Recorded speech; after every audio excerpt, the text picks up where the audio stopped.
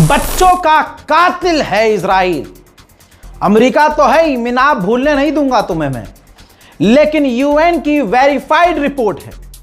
UN ने जांच करके, इंक्वायरी करके बताया है कि 20,000 बच्चों को गाजा के अंदर, अल्लाह अकबर अल्लाह अकबर, 20,000 बच्चों को इजराइल ने गाजा के अंदर जानबूझकर मारा है, जिनकी कोई खता नहीं थी।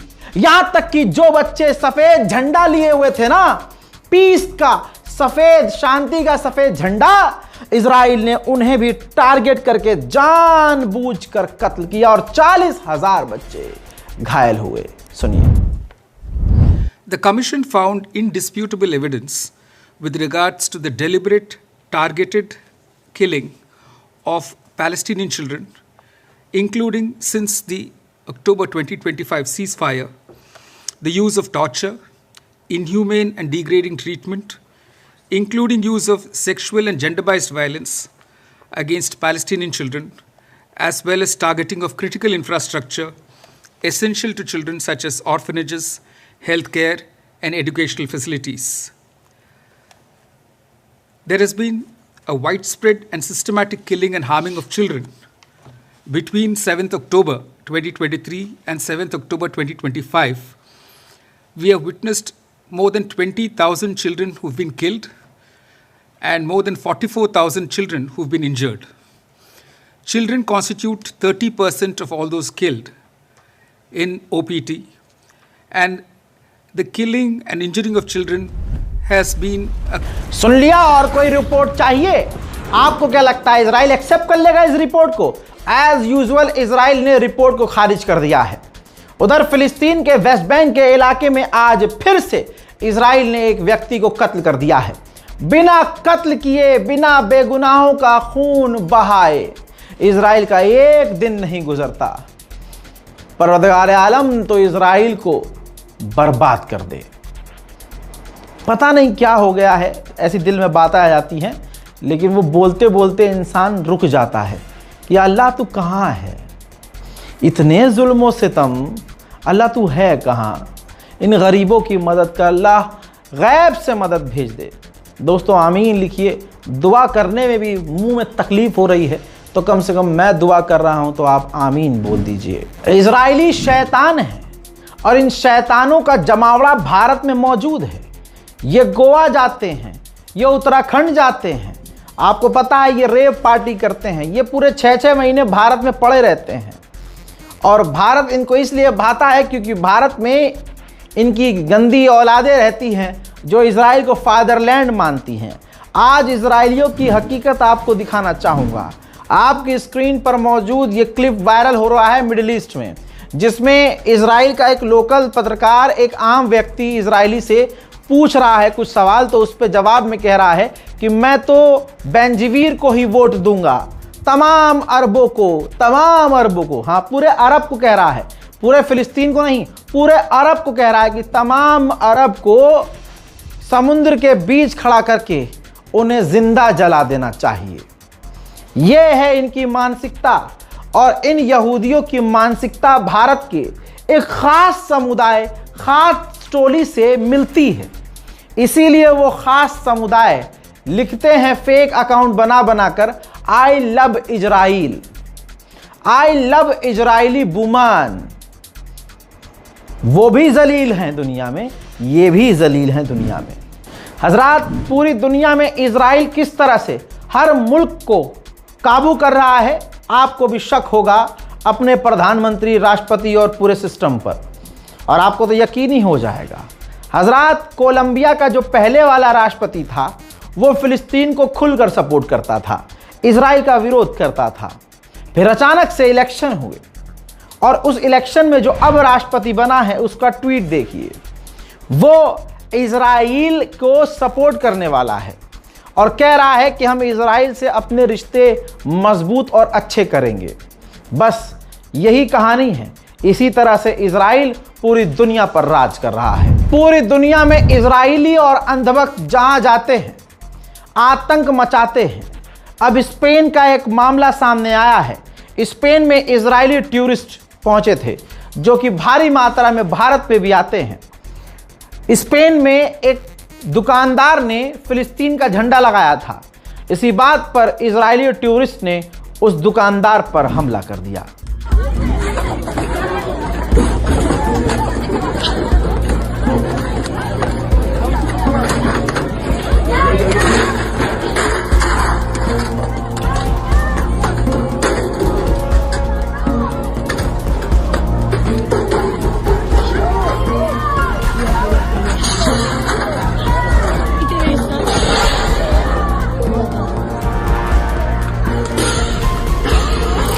उधर आइए अब वेस्ट बैंक ले चलूं तो वेस्ट बैंक में फिलिस्तीनियों के घरों को उनकी आंखों के सामने इजराइल प्रशासन तोड़ रहा है।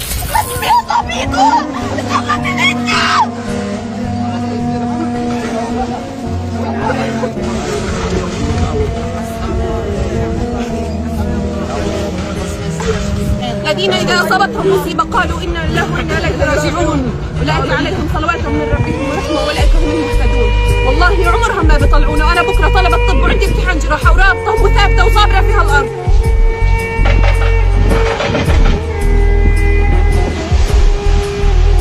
هذا كندا الولاد وكندا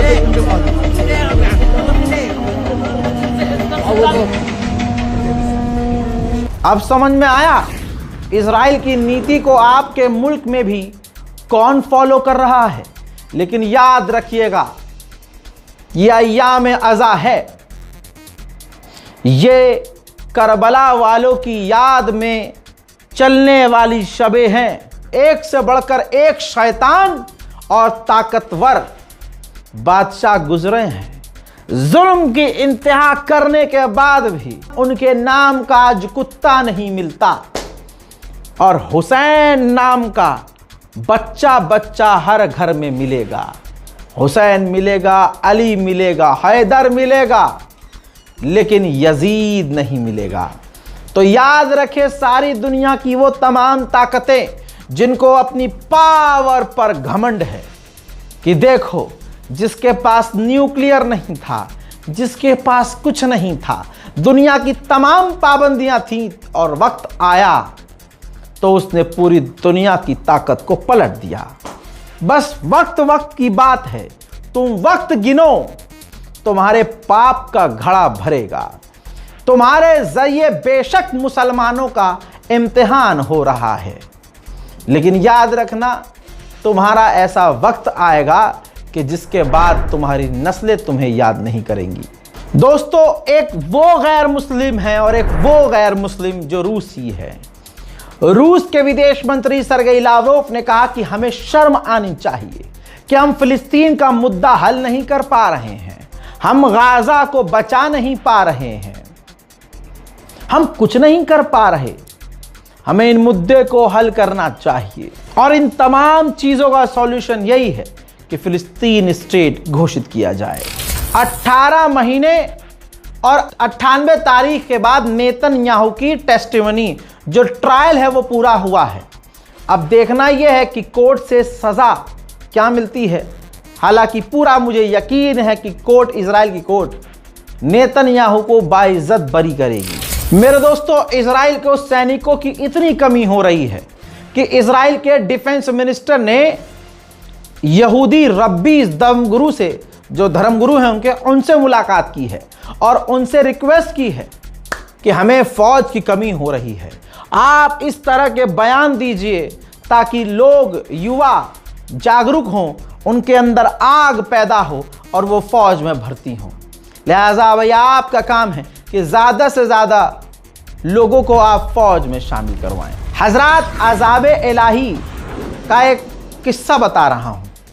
एक इजरायली गाजा के अंदर फिलिस्तीनी लोगों का मकान तोड़ रहा था, बिल्डोजर चला रहा था। मकान टूटकर उसी इजरायली के ऊपर गिर गया और उस इजरायली की मौत हो गई और सीधा अपनी सही जगह जहन्नम पहुंच गया। पूरी दुनिया में अमेरिका गाली खा रहा है और हंस रहे हैं लोग उस पर कि सुपर पावर।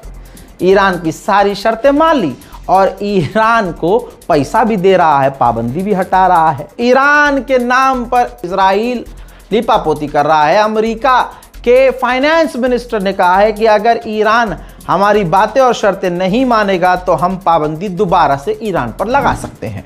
अमेरिका 28 अपने रिफ्यूलिंग जहाज इजराइल के बेन गुरियन एयरपोर्ट से निकाल रहा है। गुलाबी सुअर मिनाब के मामले में फंस चुका है। एक बार फिर से दोबारा, अभी 2 दिन पहले पूछा गया था, फिर उससे दोबारा पूछ लिया गया कि मिनाब में जिसकी मिसाइलें गई वो किसकी मिसाइलें थी, जिनकी मिसाइलों से 168 बच्चे शहीद हो गए।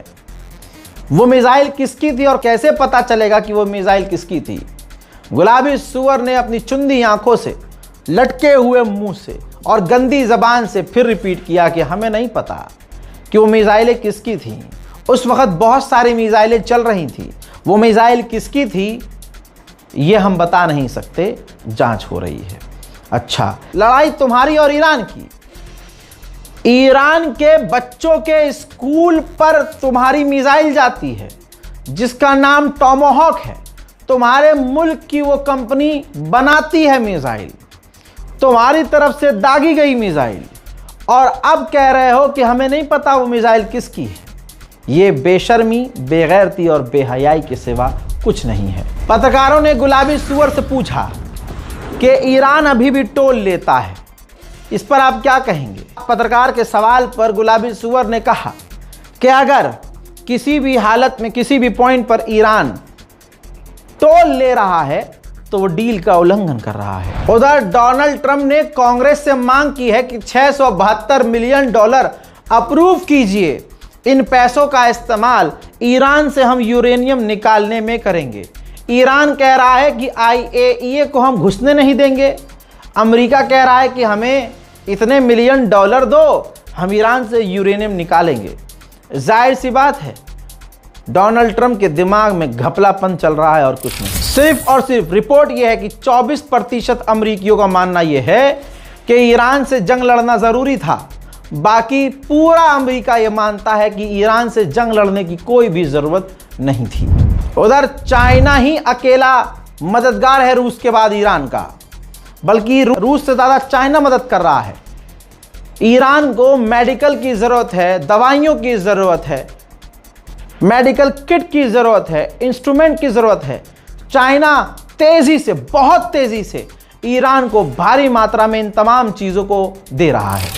मैंने पिछली रिपोर्ट में बताया था, एक अमेरिका के अधिकारी ने, यानी अमेरिका के वित्त मंत्री ने कहा है कि ईरान जो भी बिजनेस करेगा वो डॉलर में करेगा। लेकिन ईरान का सेंट्रल बैंक क्या कह रहा है देख लीजिए। ईरान के सेंट्रल बैंक ने कहा है कि हम तेल के बदले कोई भी करेंसी इस्तेमाल कर सकते हैं। डॉलर का तो ईरान नाम भी नहीं ले रहा है दोस्तों। ईरान के राष्ट्रपति पेजेश्कियान ने खामनाई के फ्यूनरल में भारत के प्रधानमंत्री माननीय नरेंद्र मोदी को इनवाइट कर दिया है।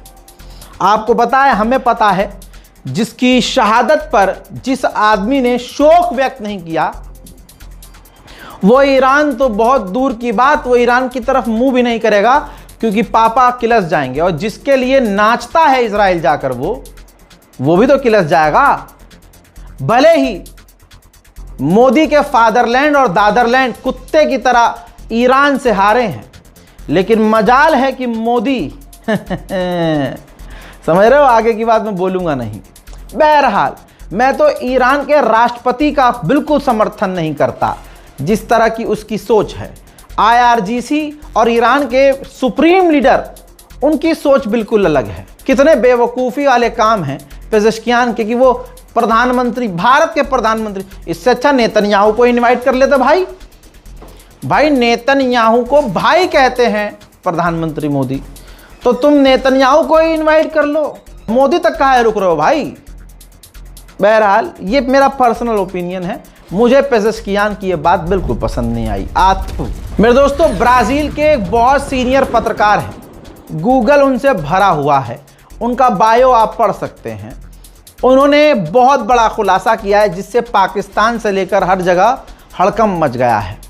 हजरात, इन्होंने खुलासा किया कि जो स्विट्ज़रलैंड में ईरान और अमेरिका की बातचीत चल रही थी और पाकिस्तान के प्रधानमंत्री और पाकिस्तान के आसिम मुनीर मौजूद थे, उस वक़्त इजराइल तैयारी में था कि कि आसिम मुनीर, पाकिस्तान के आर्मी चीफ आसिम मुनीर और पाकिस्तान के एक और डेलीगेशन को कत्ल कर दिया जाए। वहीं ये बात इंटरसेप्ट कर ली पाकिस्तान ने, यानी ये बात किसी तरह से पाकिस्तान की इंटेलिजेंस ने सुन ली, पकड़ ली और तुरंत इजराइल को धमकी दी कि अगर ऐसा किया गया और आसिम मुनीर पर हमला किया तो इजराइल को नक्शे से मिटा देंगे। जिसके बाद इजराइल पीछे हट गया क्योंकि उसका प्लान लीक हो गया था।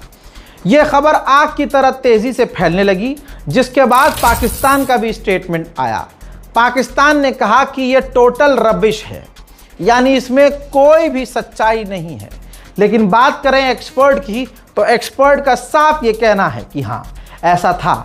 पाकिस्तान की डेलीगेशन खतरे में थी, पाकिस्तान को इजराइल निशाना बना सकता था क्योंकि यह डील पाकिस्तान ही करवा रहा था। इजराइल के दिमाग में यह था कि अगर पाकिस्तान की डेलीगेशन में top general commander Asim Munir को ही कत्ल कर दिया जाए तो मामला पूरी तरह से बिगड़ जाएगा। शायद इजराइल के दिमाग में यह था कि कत्ल करके आसिम मुनीर को इल्ज़ाम किसी और पर डाल दिया जाए और पूरे इलाके में चाओस यानी दंगा और फसाद पैदा कर दिया जाए। बहरहाल बहुत सारे अपडेट ऑलरेडी दे चुका हूं। आपको इस रिपोर्ट पर क्या कहना है? कमेंट सेक्शन खुला हुआ है, दिल खोल कर लिखिए, अपनी राय कमेंट सेक्शन में ज़रूर लिखिए और चैनल को सब्सक्राइब भी कीजिए। जय हिंद।